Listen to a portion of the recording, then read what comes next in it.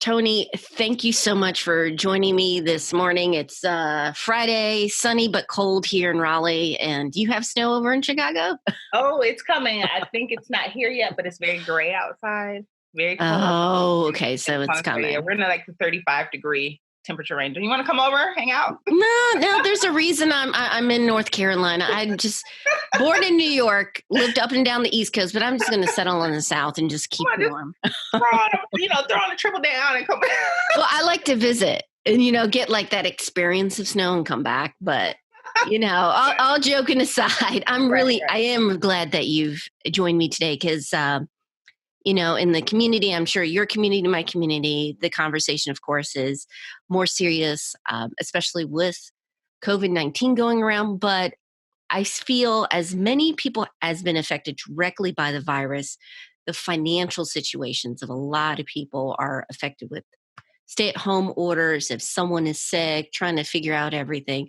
So I kind of wanted to talk to you about this because when you're in the thick of things, it's hard to not stress out. Absolutely. But, you've been through, I've had you on the podcast, you've been through a lot. You've done some extraordinary things as a couple, as a family, to get your finances in a stronger spot. So, when tough times happen, even unexpected things like this, Right. At least you can ride through it. So thanks for coming on the show. I appreciate it. Thanks for asking me. I, definitely love to talk about this. This is the time to really focus in on what we can do to alleviate some of that financial stress that comes with, just uncertain times. And so this is the right conversation for the right time right now. Yeah. Yeah. And I think one of the first things people worry about, and understandably so, is like, what does this mean for our budget? Whether it's because they've seen reduced hours or been furloughed, or even if both are working, it's still like, wait a minute, there's this big question mark. What's the next month, 2 months, even longer going to be like? How should I adjust my budget? And so I kind of want to talk to you because you have been fantastic. Like, I've known you for years. And one of the amazing things you've done is like paid off 6 figures of debt. So I know for a fact that at least you've had to readjust your budget to hit a big goal like that. Absolutely. Yes. My husband and I paid off $107,000 in consumer debt. So that doesn't include the house. I use like that as a mortgage in some localities. But it definitely required an adjustment to our attitudes towards what was important, towards our behaviors in terms of what we did with our spending. And it also required just kind of a settling in to the long haul, which can be kind of a difficult thing to process because paying off that much money, paying off that much debt, it took us 7 years. So that, and I say, it's so interesting for me to say that and just kind of like it rolls off the tongue, but thinking about like each day that which turns into each week, which turns into each month, and trying to kind of hold it together over that period of time, it really requires a shift in mindset, a shift in lifestyle. And that might be some of the things that we have to do today. It might not be a fun thing, it might be forced upon us, but actually it might help us come out stronger on the other side of this. And I think in terms of like looking at your budget, it's right now we're in crisis mode right now. So right now we're looking at survival. So the things people want to focus on are the essentials: food, medicine, housing, transportation. If you are an essential worker, those are the things that you definitely want to focus and prioritize. And in a way, like I said, it's not fun while we're going through it. And sometimes change, I can think of so many, trying to exercise more, trying to eat better. None of those things are necessarily pleasant when you're going through them. But once you make the adjustment and once you come out on the other side, oftentimes, I'm sure there are exceptions, but often you are better for it as a person, as a family, as if you have children, as a parent, in terms of setting an example for your children. So change is hard. Change is hard. Some people are really struggling, whether financially or even just like from a mental health perspective, because this is, we don't know what's going to happen. We don't know how long this is going to last, But what we can do is focus on the things that we have control over. So right now we have control over, where we prioritize our spending. And so I would definitely ask people to focus on, making sure you can eat. That is number one, making sure you can eat, making sure you have your medicines, you can afford to keep that going because your health is very important, and your housing situation. However, everything doesn't require that we spend money, because at this point if we're going to go through a financial stress and strain, it's better that we're all going through it together because there's more resources and more help at this point. That's a good point. That's definitely a good point. We might have to be creative. We've seen the lines about people going through going to food pantries. This might be a time, food pantries, or if your state offers, the supplemental nutrition programs. Yeah. We might have to, let go of the ego. Sometimes there isn't like an ego thing about reaching out for help if you've been self-sufficient, and there's no shame in reaching out for help, especially at a time now, Yeah. And I think you bring up several good points. And I do kind of want to hit on that point, which is right now, because this is such a big issue, state level, federal level with the CARES Act and so forth, there are some relief programs, also some community based programs, like you were talking about the food pantry, that I know sometimes you want to tackle everything at once, but something to set aside time for, as couples, as families, is what relief options are available to you. I know here in the state of North Carolina, your utilities can't get cut, you can't get foreclosed or evicted. So those are some protections. And the reason you want to know that is because you want to tap into this. What we're trying to do, in a crisis mode, and you probably, have done this too, is how can we grow this gap between what we're bringing in, whatever level this is right now, and our expenses? If we can, grow that gap even just a little bit, it can relieve some of the pressure. Like you were mentioning, SNAP program, or used to be called food stamps.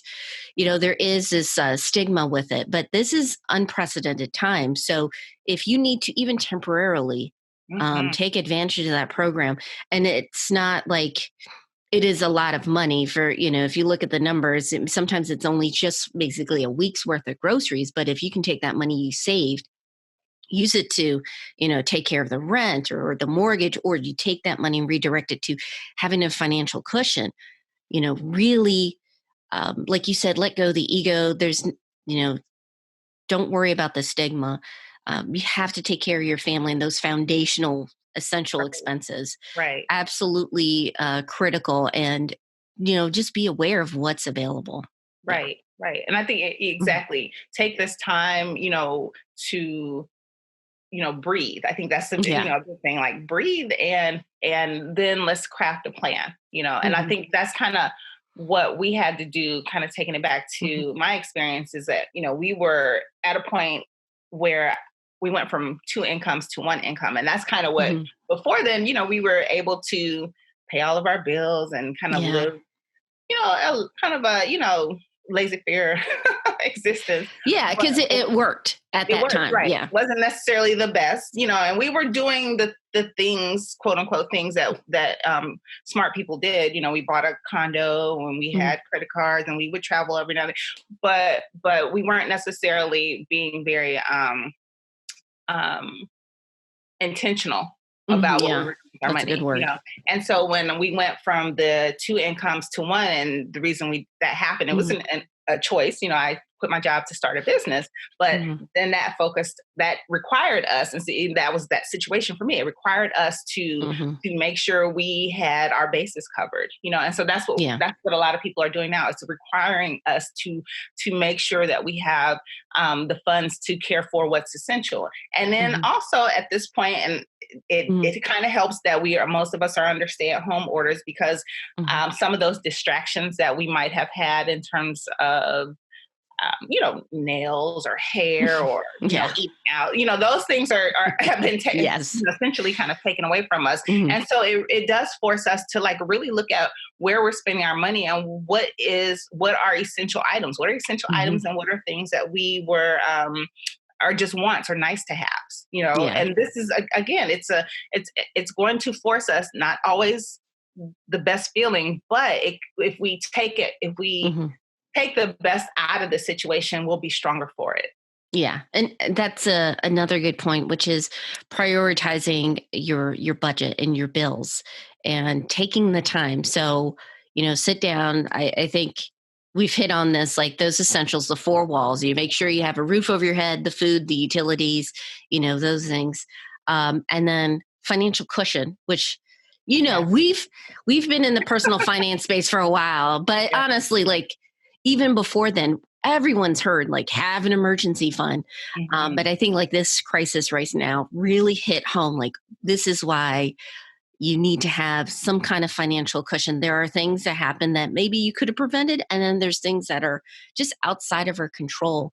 So those expenses you mentioned, like, the nails, the hair, if we're not doing a commute anymore, that gas money, Right. if we're not eating out with our coworkers, um, take that money, it's temporary, but take it, put it towards savings, you take care of your essentials, and then also just talk about it. Like, do you want to continue doing it whenever this gets lifted? Or how is it going to look in the future? Just even having that reflection about your expenses and then prioritizing those goals are absolutely essential. And one thing I kind of want to wrap this up on a happy note. I know we've like been real serious. Is you've talked about like this is an opportunity to grow. And one of the things is couples, as families, we have this time together. We're forced. We're forced. But like, I remember like years ago, I did like a $20 date night challenge or, like a family date. And you're like, I crown you the winner because you always were like posting these things. But have you guys done, how have you guys kind of kept the sanity and bonded at the same time? Oh yeah, actually I think I might be kind of going a little overboard with, kind of taking advantage, but some of the things that we've done, a couple of things that we've done. Number one is just stay in contact with friends and family. And, I was just sharing with you earlier how I just love that, our group is still meeting that. Yeah. Even though it's digital, it's something different to see a different face. Yes. Hear a different, maybe octave of the voice or something, so using tools like Zoom or FaceTime or WhatsApp, using these kinds of tools to stay connected to friends and family. My family does a weekly no stupid questions chat. Nice. Where we're tapping into my brother is a former financial advisor. So we just, very cool. We're doing, he was just like, any questions anybody has about investing or stocks or 401k. So we've been doing that once a month on Sundays. And that's been actually really, not only just, cool for investing, but also informative. We're learning, and passing on. And he actually lives in Seattle. I'm in Chicago, so they're in Tacoma, Washington. Oh, okay. Yeah. We have family that's in Florida, family that's in DC. So this is family that we don't see on a regular basis anyway. So now we're connecting regularly. So that's something that we've done as a larger unit within my own household. Some of the things we've done are my son is very much into like writing. Yeah. Like, stories. And so he's 8 and my daughter's 6. And so they kind of create these stories. And so my husband found this little, like really cool little comic book maker. So he put it on the tablet, right? Yeah. Put it on the tablet. So they create their stories. So we've taken we've taken one of his stories and we created a movie from it. Like Wait, was it Flip a Clip? Because my 8-year-old is into it too. I think yeah. It is, Oh yeah, that's an amazing app. Yes. Yeah, that's exactly what it is. And so we took that story that he created and we just did little with little cell phone videos and things like that. Yeah. And using like kind of teaching ourselves through iMovie how to do special effects. And so those are some of the things that we're doing as a family, kind of just to, take advantage of this time, not pull our hair out, Yeah, that sometimes happens. Yeah. We've been trying to do crafts, painting. We got a telescope, like we upgraded the telescope because we had one and it kind of broke. And that's been fun. Oh, that's cool. That's like at night, or we actually did one this morning because Saturn was out and the rings.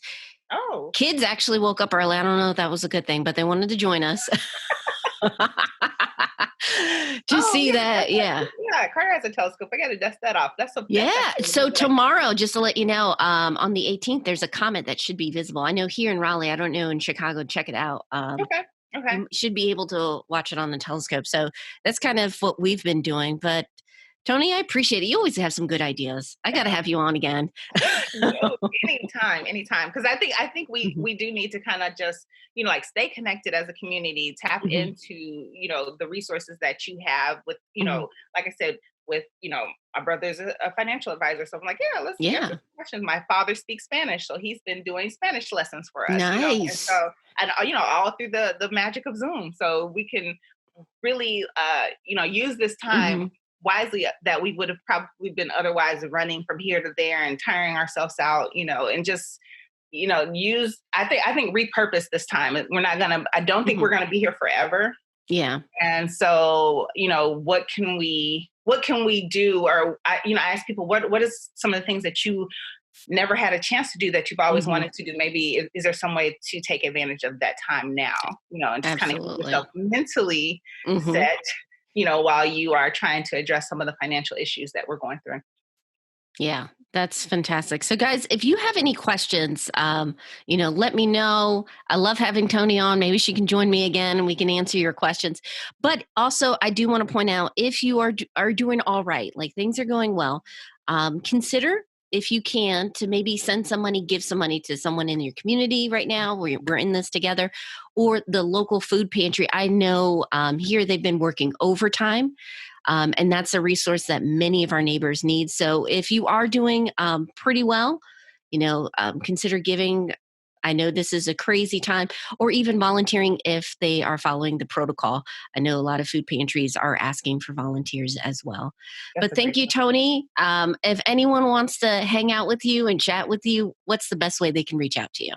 So I'm on Facebook. You can find us. Just look for Debt Free Divas on Facebook or Twitter, or if you want to head over to my website, debtfreedivas.org. All right.